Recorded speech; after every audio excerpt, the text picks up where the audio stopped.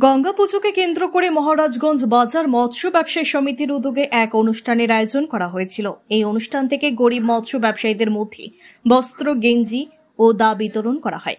পাশাপাশি এই দিন বিভিন্ন সংবাদ মাধ্যমের সম্পাদককেও সংবর্ধনা প্রদান করা হয়। এই অনুষ্ঠানে উপস্থিত ছিলেন পদ্মশ্রী চিত্ত মহারাজ ও রাজ্যসভার সাংসদ রাজীব ভট্টাচার্য, বিধায়ক ভগবান চন্দ্র দাস। এছাড়াও মৎস্য ব্যবসায়ী সমিতির সভাপতি ও সম্পাদক সহ অন্যান্যরা উপস্থিত ছিলেন। এদিন আলোচনা করতে গিয়ে মৎস্য ব্যবসায়ী সমিতির এই ধরনের সামাজিক কাজের প্রশংসা করেন সাংসদ রাজীব ভট্টাচার্য। সেই সাথে তিনি এক ত্রিপুরা ও শ্রেষ্ঠ ত্রিপুরা এবং বিকশিত ভারত গঠনের জন্য সবাইকে ঐক্যবদ্ধ প্রচেষ্টা চালানোর আহ্বান জানান। Bureau report, BTV Tripura news.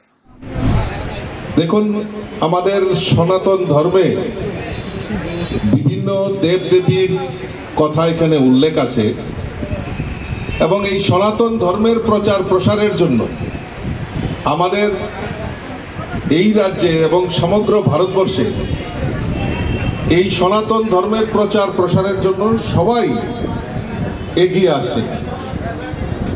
তো আমি মৎস্য ব্যবসায়ী সমিতিকে ধন্যবাদ জানাবো যে আপনারা এইরকম একটা মহতী আমাদের গঙ্গা মা, যিনি আমাদের এই পাপ মোচনের জন্য এবং আমাদেরকে সমৃদ্ধশালী এবং আমাদেরকে একত্রিত করার যে মায়ের আশীর্বাদ আমাদের কাছে বর্ষিত আছে, এই গঙ্গা মায়ের পূজার জন্য আপনারা ব্রতী হয়েছেন।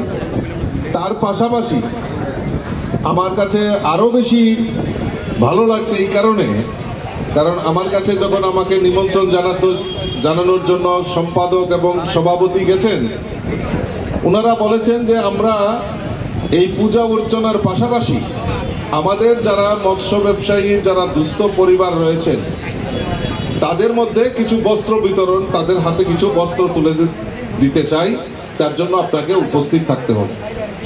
আমি সত্যি এটা খুব প্রশংসনীয় কাজ যে আমরা মানুষের পাশে দাঁড়ানো, আমরা ব্যবসা বাণিজ্য করি, আমাদের সংসার প্রতিপালন করি এবং এই যে সমাজের জন্য কাজ করা, এটাই আমাদের কাছে সবচেয়ে বড় সনাতন ধর্মের প্রাপ্তি।